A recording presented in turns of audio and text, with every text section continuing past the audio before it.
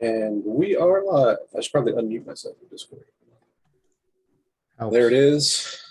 So we are live. Today is April 12th, 2022. This is the LeoFinance Weekly Win Soon Show.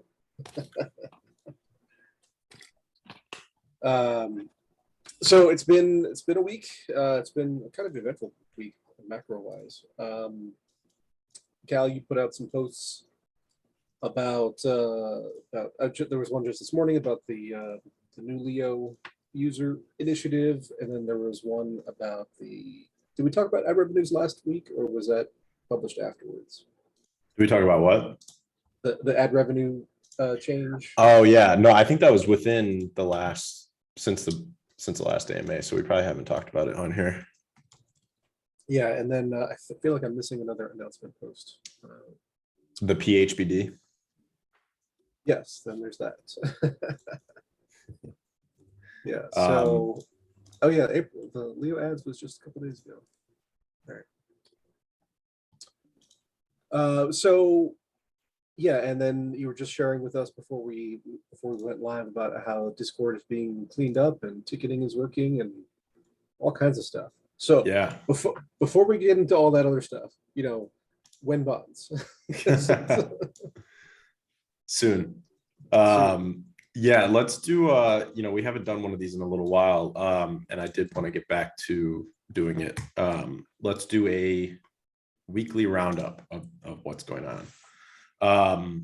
So yeah, let's start. Why don't we just start with Discord? So if you're in Discord right now, you'll see there's been some significant changes in terms of channels, and some new stuff has been added, and things have been organized a lot better. And then I also spent the last couple of days kind of going through and clearing up all of the tech support tickets that have been basically like piling up since the launch of PolyCUB, so much that it overflowed and you couldn't even open a ticket for a long time. So that everything has been cleared to zero. So we are at inbox zero now. So I'm happy about that. We also integrated a new tech support. So what we did is we added a support center now on Discord. So if you go to that support center, you'll see that there's a channel for tech support. There's a channel for bug report. And then right now we're finishing up the work on the report abuse channel. So as soon as we get off this, I'll probably have that ready to go. And these three channels, so you can use the tech support channel to obviously get tech support. If you have an issue, just open a ticket and someone in tech support will respond to you. And we are looking for new tech support agents. So DM me if you would like to be hired for tech support. And then we've got the bug report channel. So that is the new one that we just added this morning. And that is for any sort of app feedback that you have. So if you see a bug on PolyCUB, if you see a bug on LeoFinance.io, if you see a bug on LeoMobile, go into that bug report channel and you can open a ticket and then describe that bug to us with as much detail as you can. If you can provide like screenshots, a description of what's happening, a description of what you did, stuff like that, just give us as much information as you can, so we can basically reproduce it and then fix it, and kind of prioritize it for the team. So the dev team we've hired on, in a post like last week, I was talking about how we hired on 2 new devs. Since that post, we hired on another dev, and we're looking for a lot more devs right now. So that we're becoming a lot more of an organized team. So what we've been doing is we're using Trello now to organize kind of bugs and new features and the roadmap and everything for the team. So everything's become a lot more organized lately. So this bug reporting system is something that the devs have been bugging me to create, because we need to prioritize the feedback that we're getting. Because right now it's basically like people DM me feedback, or they open a tech support ticket and then I have to organize it for everybody, and it becomes a whole mess. So this bug reporting thing it seems small, but it's a big deal because it'll just help us prioritize a lot better. So that's kind of where we're at on Discord. There's going to be some other big changes to Discord in the Sooniverse. So pay attention for all of that.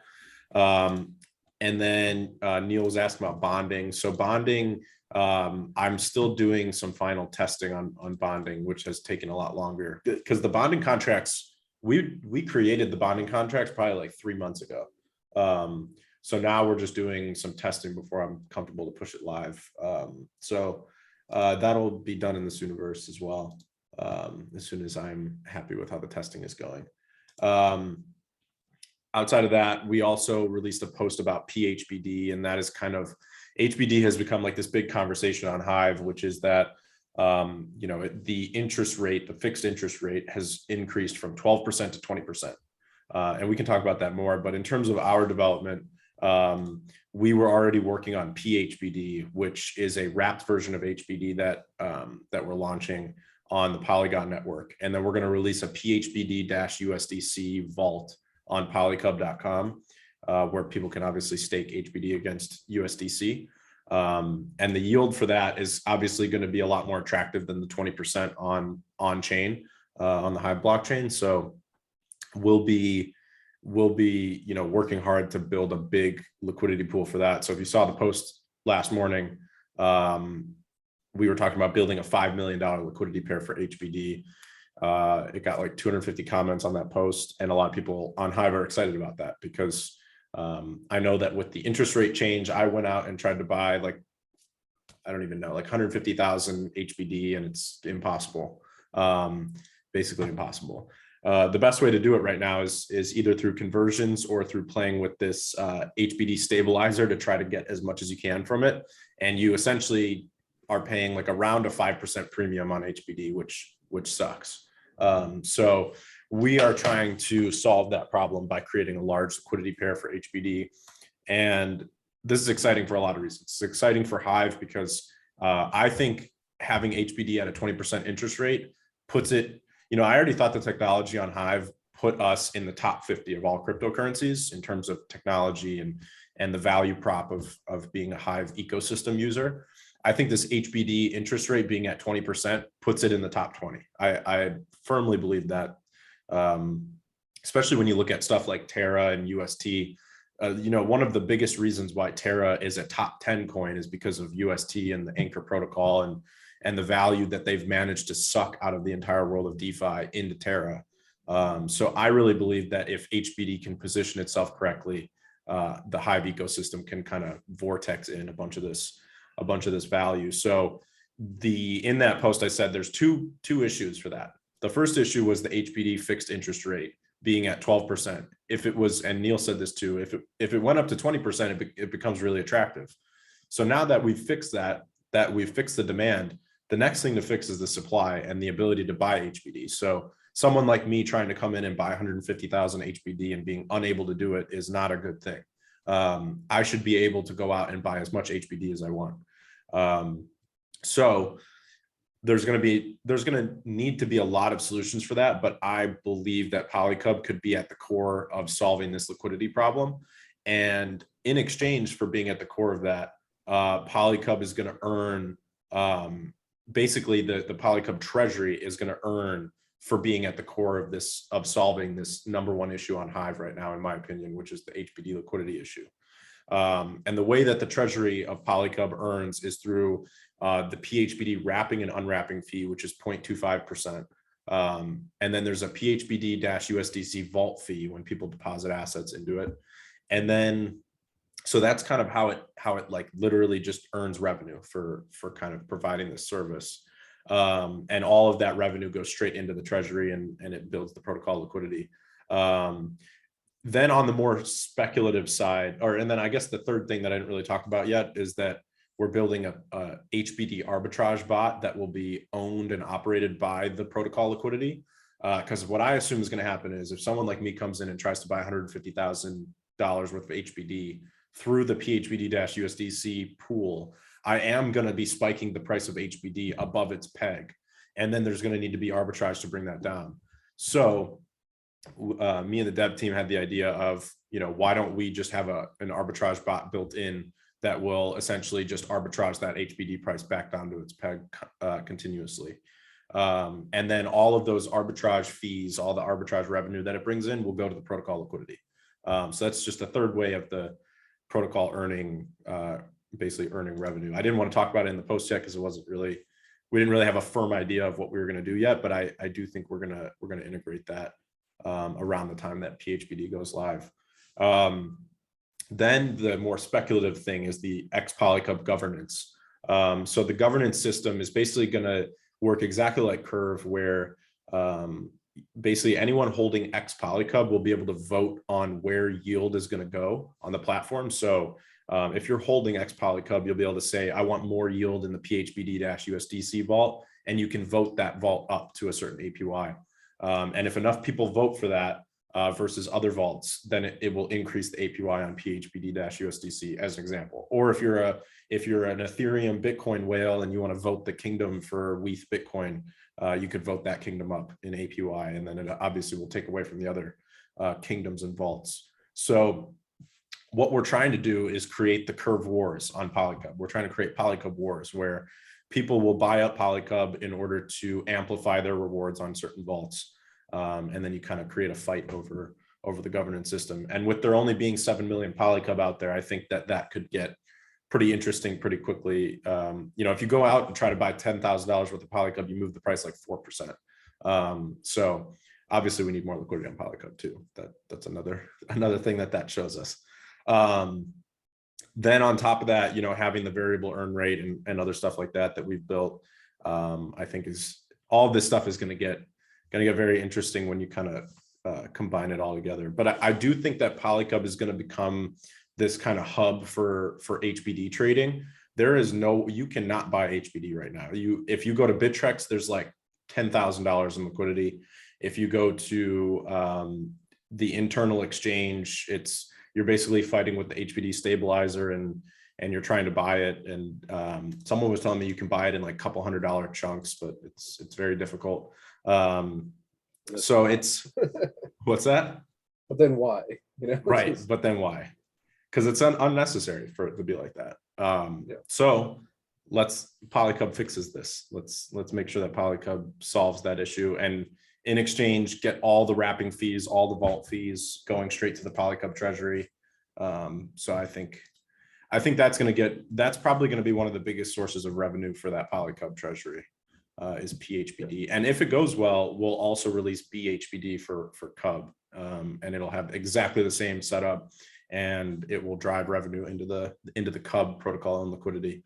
And that is, I did see a comment recently asking, all these features that we've worked on and are releasing for PolyCUB is cool, but what about CUB? Are we releasing those features on the CUB?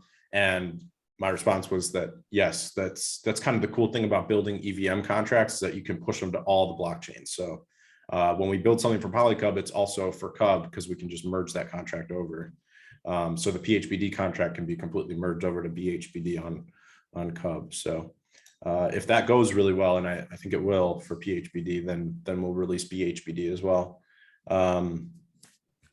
That's where we're at there. Then I just got off right before this. I just got off a dev call about LeoMobile and Leo Desktop. So with LeoMobile, we're getting ready to release V1, and V1 is essentially V1 is what gets, right now we're in open beta, and V1 will get us to the point where we're going to release to the main app store with LeoMobile. And there's a couple of features that I said needed to be in there before we go to the app store.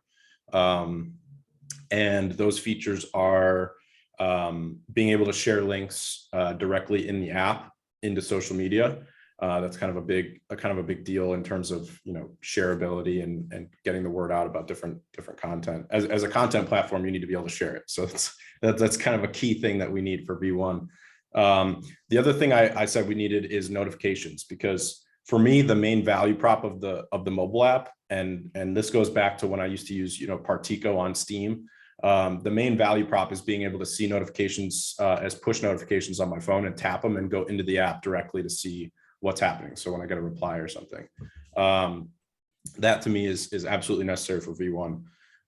So you'll get notifications for replies, follows, and when people tag your Hive account, and all those will be push notifications to your phone. The other thing we're doing is a tag view where you can basically sort by tags and it's kind of like this advanced tag sorting feature. We're adding sign in with Apple because that's required for any social app. You have to have sign in with Apple if you're on the main app store. So it's kind of a forced thing by Apple, but we're doing that.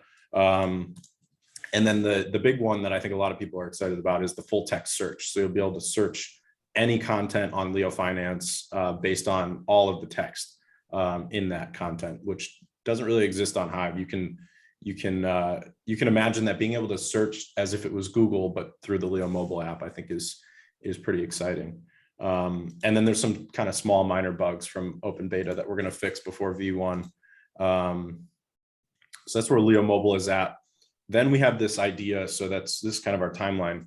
We have this idea of LeoMobile right now, and then LeoMerge is what comes after LeoMobile V1. And what we're doing with LeoMerge is essentially building out the wallet UI on LeoMobile. Then we need to fix a couple UI screens, and then we're going to merge LeoMobile and Leo Desktop to create a new desktop app. So there's going to be an entirely new release of LeoFinance.io, which will be based on the LeoMobile framework. And when we merge that, it's going to get really exciting because then all of our devs that are working separately can work together on the core code base. And everything they do gets pushed to LeoMobile and Leo Desktop at the same time. And then we'll start adding things like threads. There's this thread idea that we have. And then we have this other idea for the community pages that I know a lot of people are looking forward to. So then all of that stuff starts to get rolled out a lot more quickly. So it's kind of where we're at with the social media application side. And yeah, I'm excited about all this stuff, obviously, but LeoMobile V1 is very exciting to me. We're doing a big press release push, kind of like we did for PolyCUB, but specifically about LeoMobile and getting people to sign up. And one thing I forgot is that Mitch has been asking about Facebook integration for Leo Desktop, and that is right now, we are working on that right now because we need it for something for the merging of LeoMobile and Leo Desktop. So as of today, we are pretty close to releasing Facebook logins. And then also one of the key things with adding Facebook logins to Leo Desktop and then the whole Leo merge idea is that you're going to be able to, if you sign up in LeoMobile using Facebook, you can log into LeoMobile using Facebook. Then you can take the same Facebook account on your computer and sign into LeoFinance.io on your computer in one click, as long as you're signed in on Facebook. So just the usability of that is huge. And that is my 15-minute rant on what we've been working on for the past few weeks. Yeah, you seem pumped. I am. Which is fun to see. I have so many questions. I mean, I don't have questions like reading in chat, but I have my own questions. Mostly about the HBD stuff. So, Kat, if you wanna do other stuff first, then go for it. Otherwise, I'm gonna dive in. There's no questions in Discord that I see, so. Okay, so I agree with you that I agree with you with the issues. One, that having 20% yield makes it attractive and competitive with other things in the stablecoin space and DeFi, comparable to UST, and currently, at least with prices where they are, is better than your average stablecoin pool on whatever, on Curve, on PancakeSwap, on whatever. So I like that part. There are Adele's had shared that there was something like 9 million HBD in existence right now, and and for those who don't know, and I'm not any kind of expert on HBD as far as how the mechanics actually work, but there's a conversion function where you can convert Hive to HBD, and you can convert HBD back to Hive, and it takes 3.5 days. And over that 3.5 days, it calculates what the median price of Hive is, and then gives you $1 of, well, depending on which direction you're going, it gives you $1 of assets based on that 3.5 day moving average or median average. So as a stablecoin investor, as a stablecoin yield farmer, like for me, like if I, I move around, 6-figure sums, frequently. And, if I'm looking at saying, okay, 20% is attractive, but then I have to go through this 3.5-day conversion process because there is no market liquidity for that size purchase. If I have to go through this 3.5-day conversion process, then I have market risk during that 3.5 days in the Hive price. So maybe it works out better, maybe not though. So, that makes it, that could easily eat up, converting in and converting out, that could easily eat up 20%, because just the market volatility of the Hive token is that, some days it's up 3%, some days it's down 10%, some days it's, you just don't know. So so that's a giant barrier for stablecoin yield farmers to overcome. So having an HBD pool that is a normal AMM, where it's like, okay, if the pool is 5 million and I trade 10% of the pool, 500,000, then I'm going to have a 3% price impact because it's square root behavior. That's all fine and acceptable. But it gives me a known number, I guess, is the Right. thing there. And instant liquidity. And instant, right. So the question is, or first question is, if I'm a Hive person and I have HBD and there's 9 million of them, 9 million HBD roughly at the moment, then I have options, right? So I can put it into savings and earn 20%, or I can do the bridging and send it to whatever LeoFinance controlled account, and then I get pHBD on the other side. Right.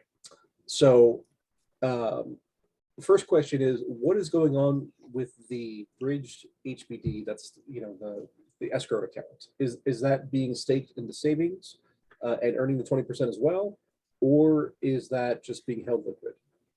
So that's a good question, because you need to have enough of that HBD liquid to handle the unwraps when people, Yes. like, let's say that whales come in and start buying HBD and they want to unwrap it. The HBD savings account is obviously locked and you have to unlock it in order to get that liquid HBD back. So That takes time, right? Right. So we can't just stake all of the HBD that comes into that LeoFinance wallet, that Oracle wallet. We can't just stake all the HBD. And that withdrawal period is 3 days. So if we staked all the HBD and then people start withdrawing HBD through back native HBD, then you'd have a huge issue because you got to unstake it over 3 days, and obviously people would have to wait 3 days.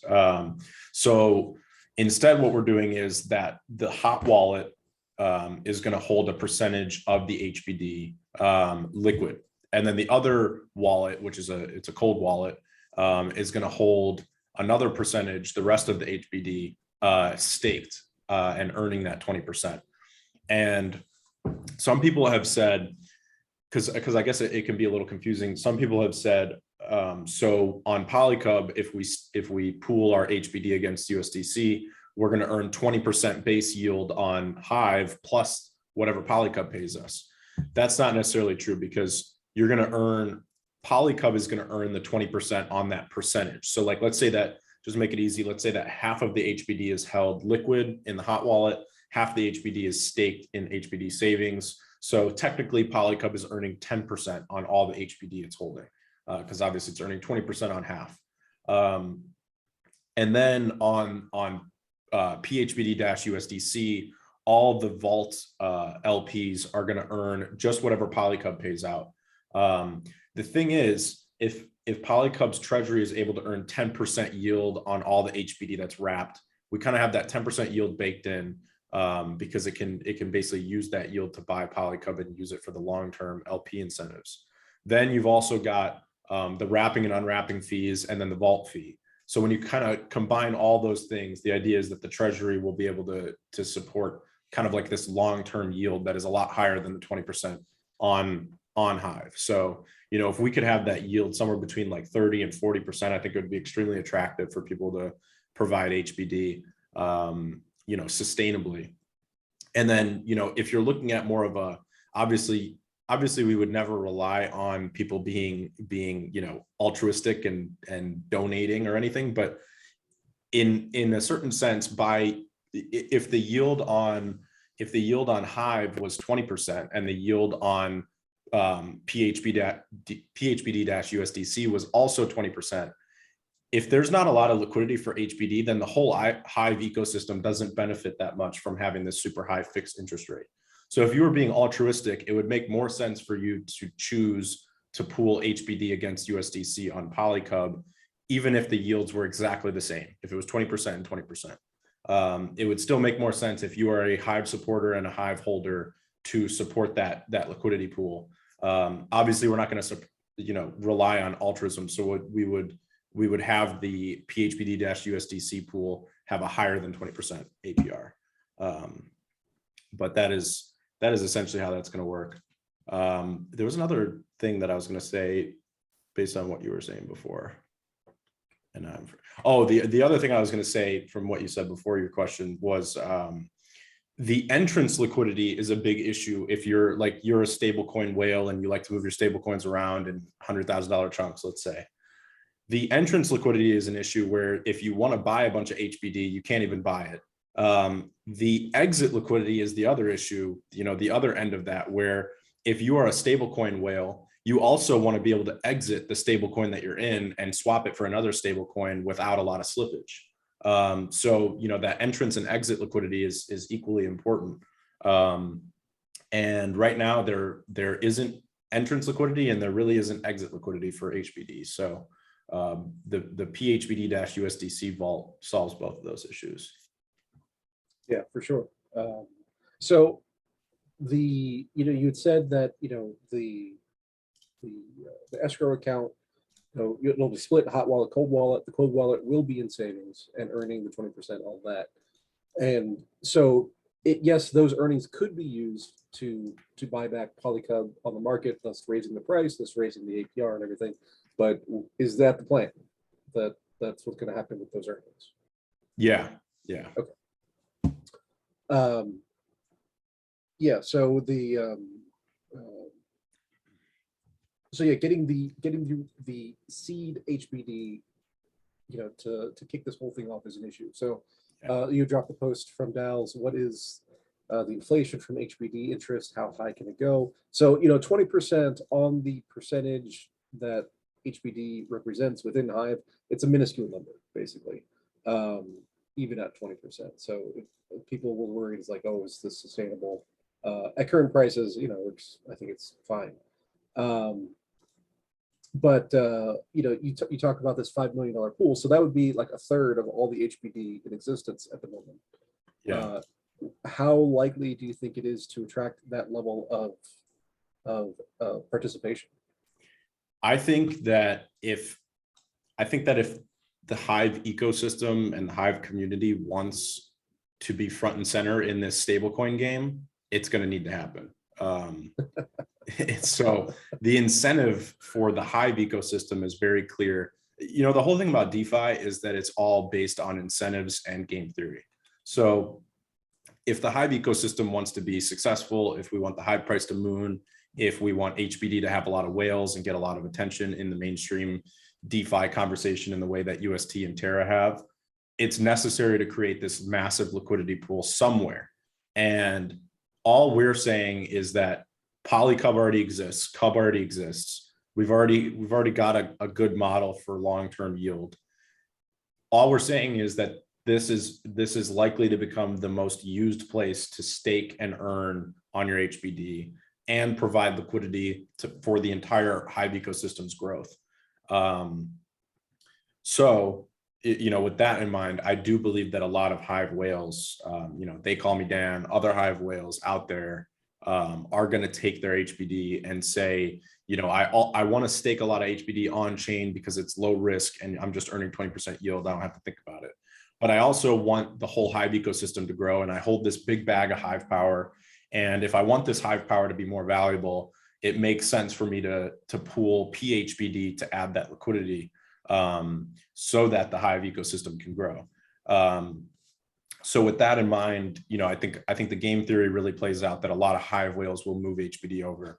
Then if we also add the incentive that the pHBD pool pays even more than staking on HBD, on native HBD, then I think the incentives just align perfectly to kind of black hole suck in a lot of HBD into pHBD.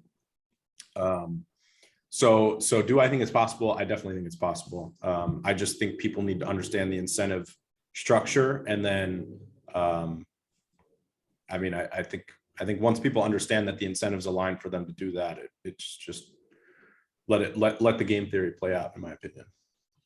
Okay, and I know that I'm going to take the majority of my HBD and put it in the pHBD-USDC pool. I'm going to take all 150 HBD that I have. See, if you could go out, let me ask you this. If you could go out and buy, let's say that you've got, $500,000 in stable coins all over the place. If you could take $100,000 of those stable coins, 20%, and put them into PHBD or put them into HBD and save it at a 20% interest rate, fixed interest rate, would you do it if it was easy to enter and exit? Yes, Absolutely. And right now you've got 150 HBD. Right. So what is causing? So there, well, yeah. So the caveats with all that is, I'm only going to accept maximum 1% slippage between the fees and everything in and out. Because I've been around Hive for many years now, I understand what HBD is, and I have the level of trust and comfort with it. Random person out there who's farming USDT, USDC, whatever, has no idea what HBD is, which is another set of questions.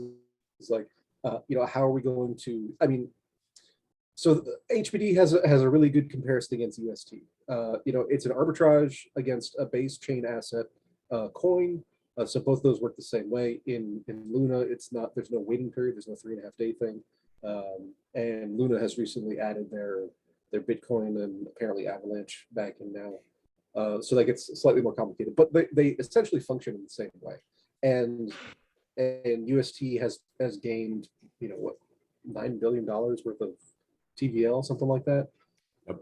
So, and even so, there are lots of people who are concerned about UST and its ability to survive a drop in the price of Luna. So all this stuff is great for Hive-facing stuff. People who already understand what HBD is. How do we get the people who are outside of Hive to understand what HBD is, how it works, that there is going to be this pool now, and to attract that capital into staking? I think that's going to take a lot of marketing within the Hive community and external marketing as well. And I think that PolyCUB being at the center of this value ecosystem around pHBD, because of all the wrapping, unwrapping, vault fees, arbitrage, having PolyCUB earn so much from pHBD being successful, I think we will do a lot to market the opportunity of HBD. But that being said, I think the Hive ecosystem needs to market it very heavily, as HBD is one of the longest standing stable coins in the industry. Obviously we had SBD back on the Steam blockchain, and that those mechanisms have stood the test of time, and obviously it's lost its peg several times, but the mechanisms and it hasn't had blow up risk, in my opinion, in terms of SBD and now HBD. There hasn't been blow up risk for it. So I do, I do think if people understand it, it's one of the most attractive stable coins out there, because UST is very young. That's the thing. The Terra ecosystem is not old. Right. The difference is they have major VCs who are pumping it and making the market aware of it. Yeah. And Hive doesn't have anything resembling that. But let's do it. Let's get it. That the problem is too, though, there's no freaking dynamic for Hive and Hive back dollars that gives it any excitement. So like this whole environment, so to speak, just even having like the pHBD, like you're creating something similar to what's going on with UST and Terra, and that alone, I think, is exciting and shows upside growth and potential. So that is what can be like word can spread with that, like regardless of what the Hive community does. Like the point is, there's been nothing exciting, in my opinion, to get people into Hive, and like this potentially is that. I mean, I'm still baffled by how many people I mention Hive to at crypto conferences, and they've never even heard of it. Why does that baffle you?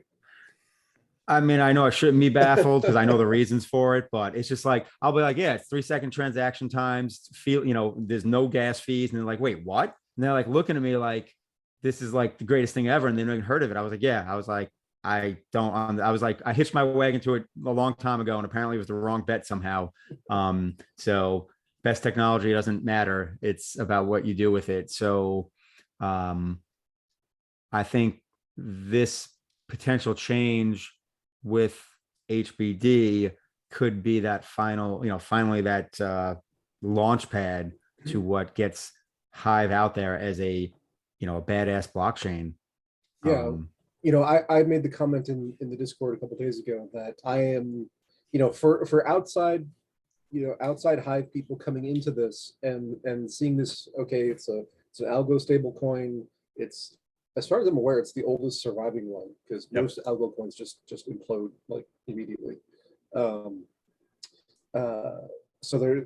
it's that, and they come in and let's say they stake on PolyCUB and they do whatever, and that's all fine. I think a relatively small percentage of those people are going to convert into a Hive ecosystem user beyond just staking HBD or pHBD. I'd love to be wrong about that. I'd love to see them come in and they come into PolyCUB and then they kind of trip into LeoFinance and then they see all this other stuff. That would be great. I don't know, unless there's a like a real push to make those people even aware of all those other things. I don't see them converting on their own. But I agree with that, and in a way, it doesn't even matter, because like the social media portion of the Hive blockchain on a whole, like, isn't, I think, a linchpin, so to speak, for the success of HBD and Hive token in themselves. Like, especially if we have this environment similar to like Terra at UST, where you're you're getting these yields, and who knows what's going to come from that. Because everyone think about UST and just like the whole Terra Luna ecosystem, like no one's there for social media related shit. That's true. Like every investor that's there, like, they're there for the investment piece of it and for what, systematically the way it's all set up, between the burning of Terra with, UST and all that. So I don't know. I just feel like if there's any kind of environment where, you have a 20% rate and there's a positive catalyst for the Hive token, that will garner interest. It doesn't need to be super complicated. It just needs to be an environment that promotes that. So that's fair. It could be exciting. It could finally be some excitement to the, Hive blockchain, which has been long overdue. I'm very excited about it. I mean, and Neil, like, I'm with you, like 20%. Like, if I know I can, like, are you kidding me? Like, locked in 20% stable. Like, why would I not? Like, because you look at even like, yeah, you can get the fluctuations where sometimes the stables are yielding, high 20s, 30%. But we know the reality is that most stable coins are in the teens, if not lower. So if you're locked in at 20%, then it just goes to, like you said, what's the slippage and things like that. And just, and conversion risk, if that's the way you have to go about it, because if you do, then your 20% get wiped out in that 3 days, if things go the wrong direction. Yeah, additionally, somebody was saying, I think it was Revised Sociology, was saying that there's a 5% fee on the conversions. I don't know if that's in both directions or one direction. Interesting. But I wasn't even aware of that. I've never actually done a conversion myself because there was no point. I've never done a conversion myself either. I'm just like, Nope. Yeah, But that so, would be interesting to know all the mechanics, because then it's so 20% really 20%. right, and related to that though, on the other side with the PolyCUB pool, like Beehiver's asking, are the rewards on PHBD USDC, is that going to be subject to the 90-day lock like every other pool? And I'm guessing the answer is yes. Right? Yes. Yep. Okay. So then you have to think to yourself, is my yield actually going to be whatever the stated yield is, or am I going to take the haircut and claim my earnings early? So you have to weigh that individually. But additionally, the HBD payouts on Hive, I believe they're every 30 days. They're not continuous. I think so as well. Yeah. And then that's what you have. That's obviously what HBD sitting in savings, right? Yes.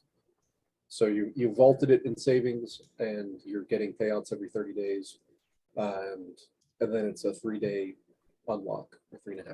What's the what about straight Hive in savings? What does that pay? I have no idea. Doesn't say on the UI. I don't know if there's any. Well, I know there's a reward for it. general inflation.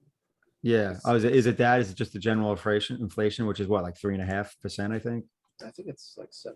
Is it? Okay. I know, I think it's changed at least once over the years. Let's see. Transfer to savings, Hive savings.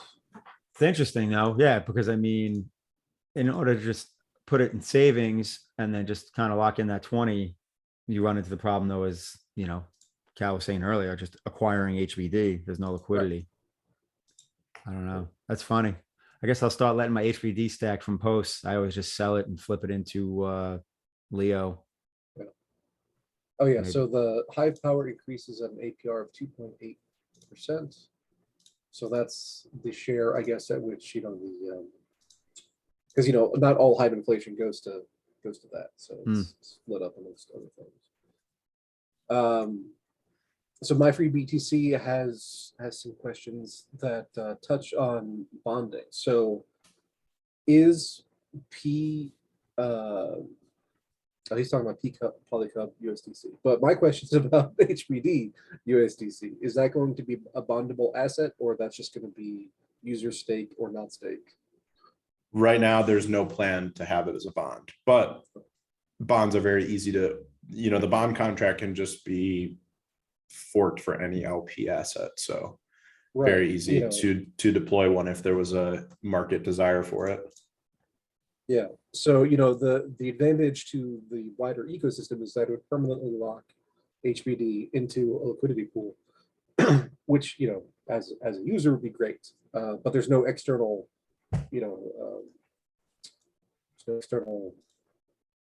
income that's coming from that, aside from those conversion fees, I guess, and trading fees. So yeah, I don't know if it's worth it on the PolyCUB side, but my free BTC is asking about PolyCUB USDC.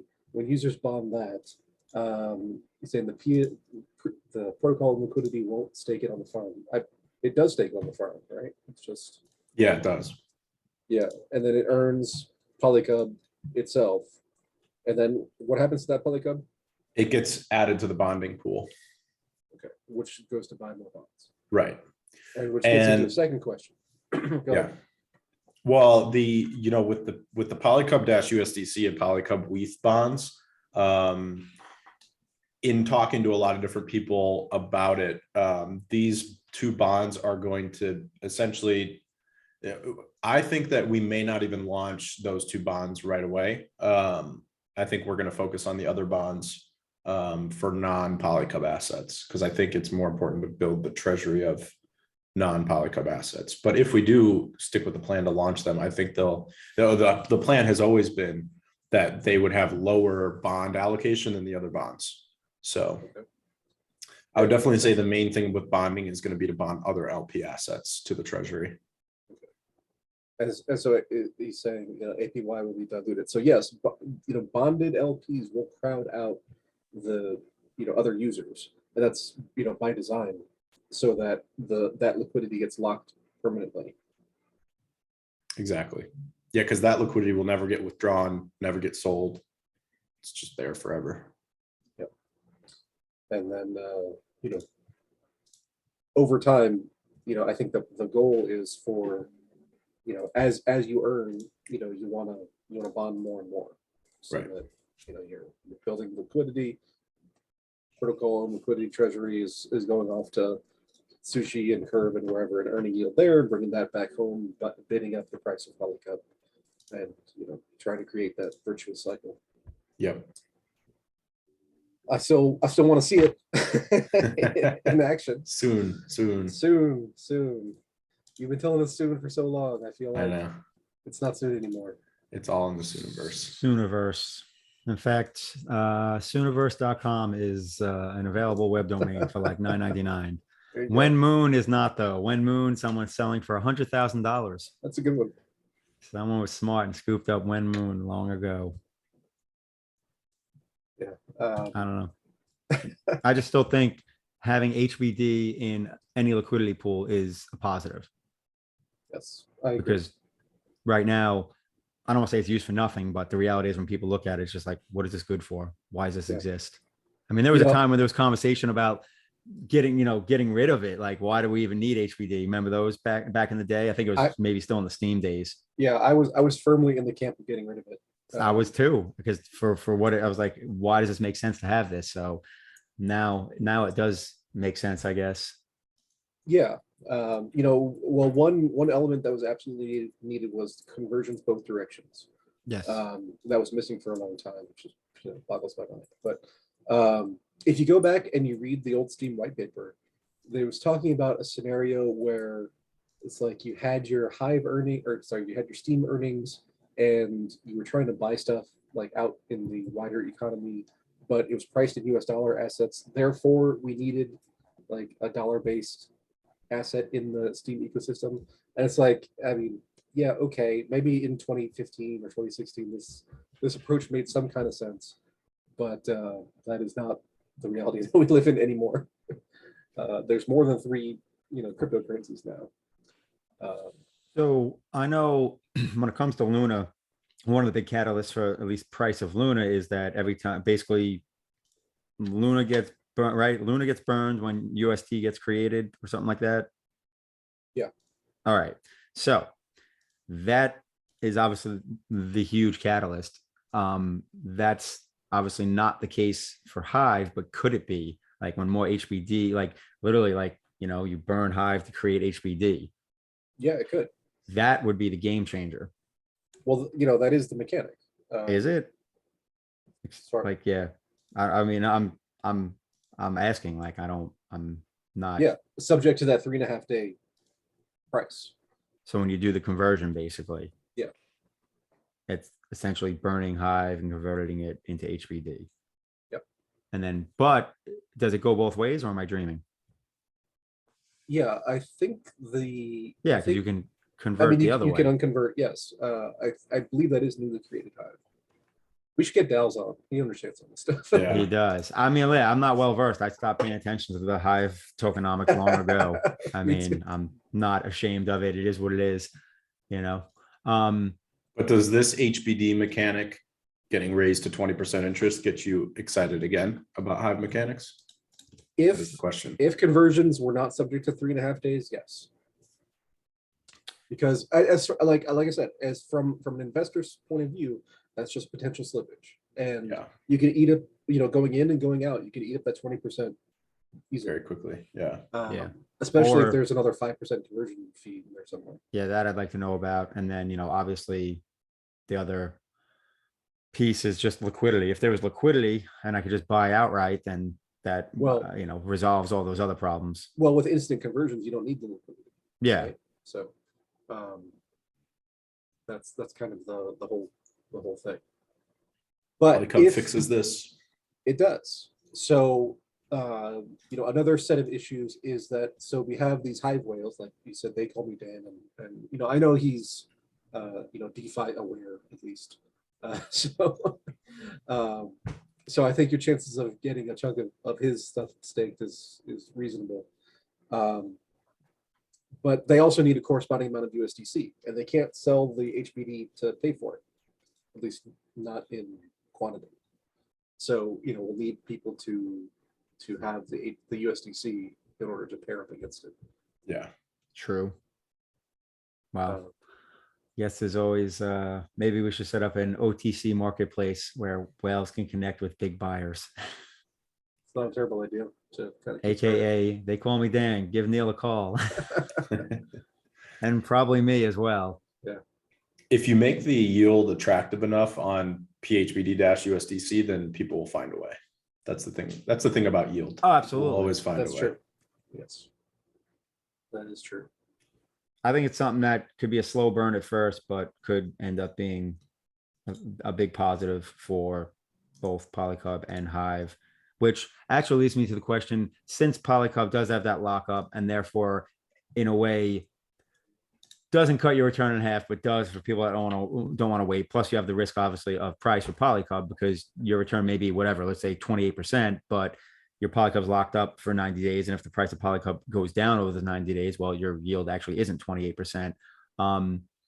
So with that said, I personally would be more excited if it launched, if pHBD launched first, because then you have that, kind of locked in amount, so to speak, and that liquidity where you can, book it. And to go along with that, what's up with good old Cub DeFi? I feel like it's become the long lost child. Well, everyone just got a massive airdrop who held Cub. I know that, but seems like there's only, I feel like I'm the only person holding a big chunk of Cub for that airdrop. Cub has a higher market cap than PolyCUB. It does. It does. But yeah, the like we were saying, all these features that we're developing for PolyCUB go right back into Cub. So at the end of the day, both will benefit from everything.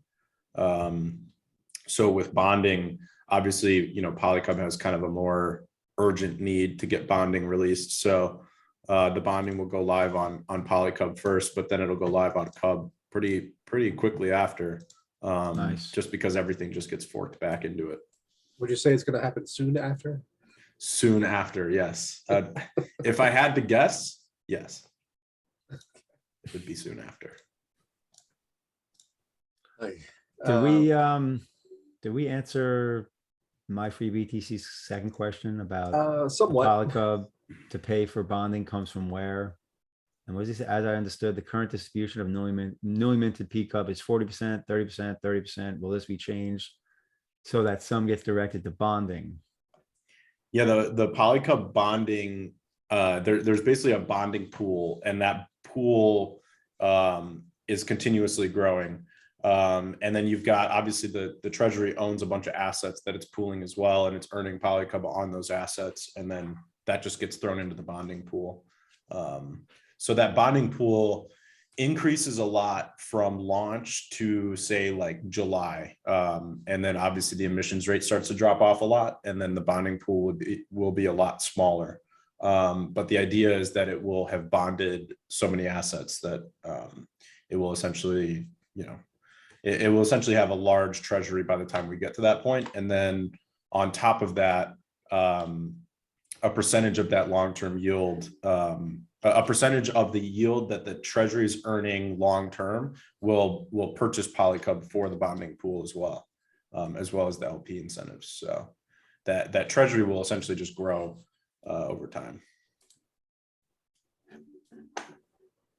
Awesome. And then hopefully we get another DeFi summer, and all those things that it's earning on Curve and Sushi are rising in value at the same time. So DeFi summer would be nice. Yeah, 100%. Yeah. So we have about 15 minutes left. I did want to touch on the new Leo users initiative. I don't think you had talked about that in depth, but then if we have time, I also want to talk about inflation and Bitcoin as a macro kind of thing. Yeah. So I cannot remember the name of this thing. What is the name of the new user initiative that you have going? New Lion. New Lion. Yeah. I keep wanting to say Leo. New Lion. We had somebody in Discord just like right before we hopped on the chat about say, hey, I'm here from the new Leo New Lion. Nice. Yes, Sus. I don't know how to pronounce this. Susaran Mysterio says, "Hello, good morning to all. I want to introduce myself. I am a New Lion. For the first time, I write on the server, and I would like to know the methodology. And, asking about posting links and stuff like that." And the answer is we don't, because all LeoFinance posts are streamed into the Discord and the LeoFinance post stream channel. So don't drop your link in general, but you can say, "Hey, I just posted something. Go check it out in the LeoFinance stream." Yep. So new lions are joining. These are mostly the TikTok people. Is that right? Well, this New Lion initiative is actually very Hive focused. So the way it works is that our new head of business development is in charge of this @Leo growth account. And this account is going to run monthly initiatives to basically get more activity on leofinance.io. So the first initiative he ran 7 days ago is the New Lion initiative, which essentially is telling people about the opportunity to post on LeoFinance. So I'll drop that link in chat, but it's essentially telling people to go make their first post on LeoFinance if they haven't already. And there's a surprising amount of people on Hive who've never made a LeoFinance post. So Definitely. yeah, so this is the first in a number of initiatives that he's going to be doing. And every month I've allocated $500 for these initiatives. So every month he's going to do some initiative where there's going to be $500 that they can snatch up, and that is going to be paid out. This one is paid out in Hive. I don't know if they're all going to be paid out in Hive. It's kind of up to him how he wants to do that. I just allocate the resources and he gets it done. So I am excited about these initiatives, and we're seeing a lot of TikTok growth lately with, the site traffic has been really good as well. We had like a nice uptick yesterday and today. I'm trying to pull up the chart. We had a nice uptick in traffic from this TikTok I just posted the other day. Let's see here.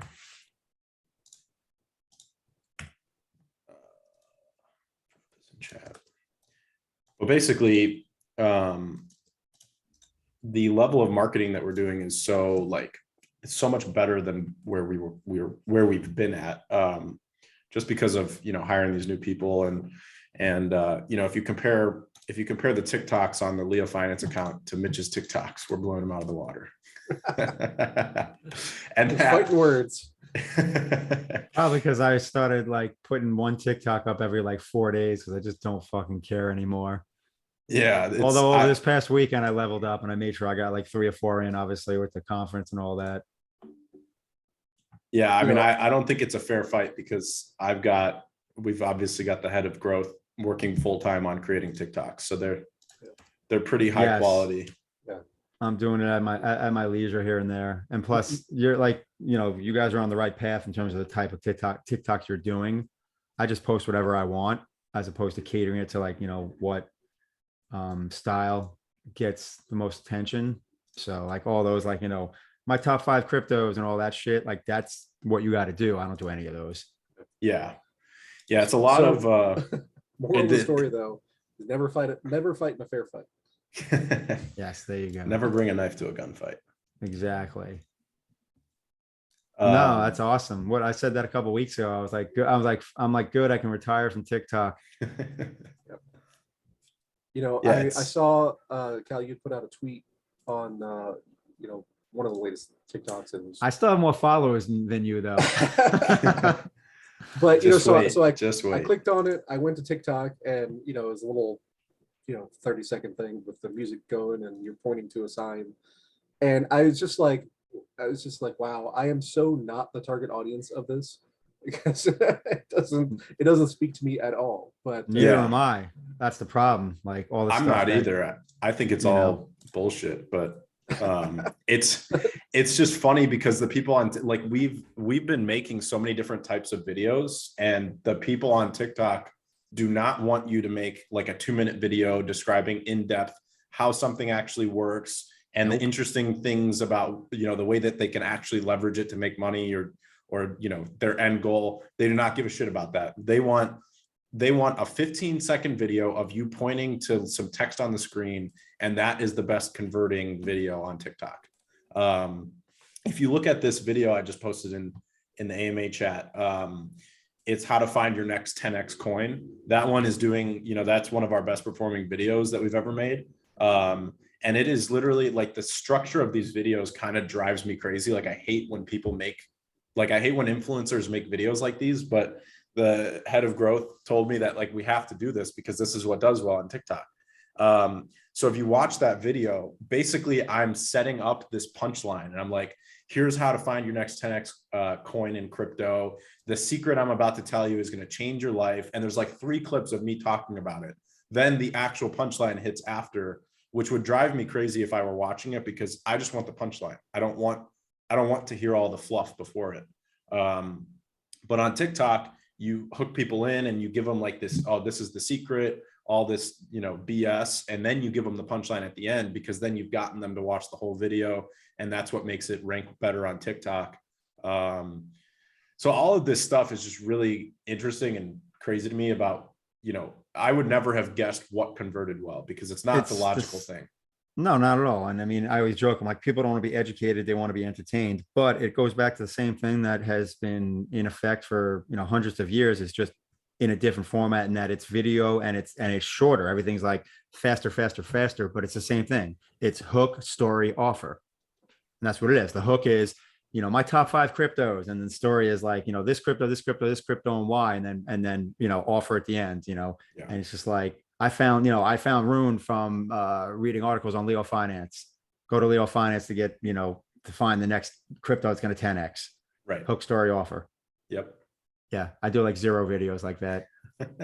But I'll tell you right now, like all my top performing videos were nonsense. I wasn't teaching anything. Like I'll do charting videos, things like that, 400 or 500 views, 600 views, maybe more. But then, you know, I'll put up a tweet about like Nancy Pelosi being the best trader ever, you know, because she has like whatever it was, you know, it was like some stupid amount of Tesla options at like 500, and that gets 80,000 views.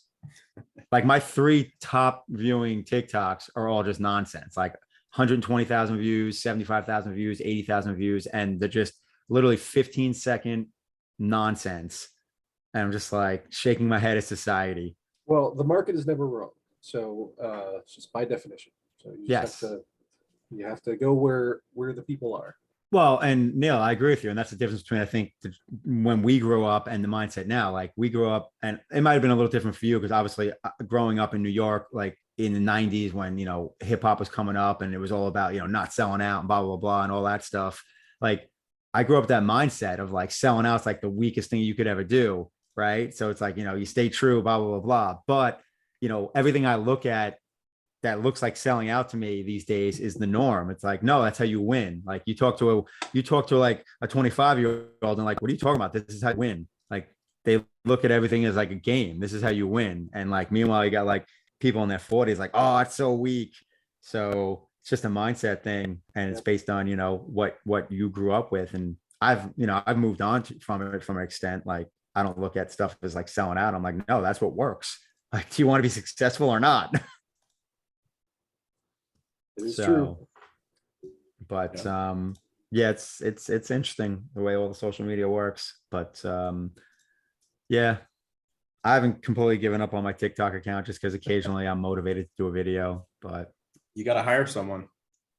I should just hire a VA for it. I mean, for me, the only driver is, you know, doing that is for driving people to my educational stuff. But I'm not even sure if I'm going to be doing that in a month or 2 with you need non-personally involved time stuff like courses that I'll just sell without. Yeah, I mean, I guess I could do recorded stuff and then just push it, but I don't know. I feel like my focus is going to other places. We'll see what happens. But anyway, you know, in the end, it's just when moon. So speaking of moon, so we got an inflation print this morning, 8.5%. Oh, it did come out? It came out. 8.5. Oh, wait, hold on, Neil. I'm sorry. Just because we're transitioning, like with TikTok, I was rambling. I couldn't finally thought of what I actually wanted to say. So it's funny though with the TikTok stuff because I met two of like the biggest crypto TikTok influencers at that private party Friday night in Miami. And, you know, they do all that type of content that Cal was just talking about, which is why I kind of have like, don't really have much respect for them. Right. But you don't know. It's like, are they doing it because it works or are they doing it because that's like actually who they are? What does it matter? So, well, exactly. But it's like, I put my feelings to the side. Obviously, these guys are huge influence. Let me talk. You know, obviously, neither one of them had heard of LeoFinance and a social media on a blockchain. Like even the social media on a blockchain thing, like seemed to be like this foreign concept to them. Well, because it doesn't work on an EVM. Well, yeah. So, but it was just interesting. So, but I connected more with the other guy who's like a little bit small. He's got like I think 150,000 people in like 5 months. He's only been on TikTok, and then the other dude. He's been around longer. He's huge, but he was the one that was actually asking me about LeoFinance. Because I was wearing the t-shirt and he was just like, so what's like, he's like, what's LeoFinance? Is that what you do? And I was just like, it's one of the projects I'm involved in. And I told him about it. I don't know whether he's interested or not, but it was just amazing to me that these huge influencers, like they didn't even know what, they never even heard of Hive. What was that influencer's name? I'm just curious. Do you have it? That was Crypto Mason. Oh, interesting. Yeah, I actually saw him at that party, and then I ran into him Saturday at the just festival event thing because he's a tall dude too. Surprisingly, he's like as tall as me, and he always wears his hat with his logo or whatever. So I saw him again, and I talked to him some more, but yeah, it was interesting. A lot of these guys are more NFT based. Like the other guy, the second guy, his name is Mac. He has 3 NFT projects. He's like, it's an ecosystem of NFTs. I'm actually on, I jumped on his Discord server to check it out. It's called the Faceless was the first. And they do everything on the, what is it? Elrond. They do everything on that chain. But yeah, he really didn't know anything about DeFi. So I was showing him PolyCUB and talking to him about it. But it was just interesting to meet these guys and just like show how different everyone is in terms of what they're looking at, what they're doing, and what they're it's just there's so many sectors of crypto. It's crazy. Well, to what's up's point, she's saying that, especially at the Bitcoin conference, a lot of them are on Bitcoin maxis. And, why do we focus on the crypto nerds instead of Joe Public? Because, there's 2 billion people who use social media every day, which is a roundabout way of asking when Project Blank. Soon. Okay. All right. Well, it is 1 o'clock and I got to jump. I know Kat's got to jump. So it's been a good one. I'm looking forward to all the poly HBD stuff. That and bonding, those 2 things could not come any sooner. Soon will become now. Soon will become now. That's what I want to happen on those 2 things. More than anything right now. I still say Project Blank is number 1, but it's it's off in the Sooniverse. I can't see it in the Sooniverse yet. It's on the edge of the Sooniverse, as they say. As they say. All right, so we'll wrap it up here. Thanks everybody for coming out. Any final words you want to leave people with, Cal? Stack some PolyCUB, get ready for pHBD, keep your HBD liquid and ready to dump it into the pool, and get ready for bonding at probably the same time. And to the moon. To the moon. All right. We'll catch you guys next week. All right. Thanks, everybody. See ya. Later.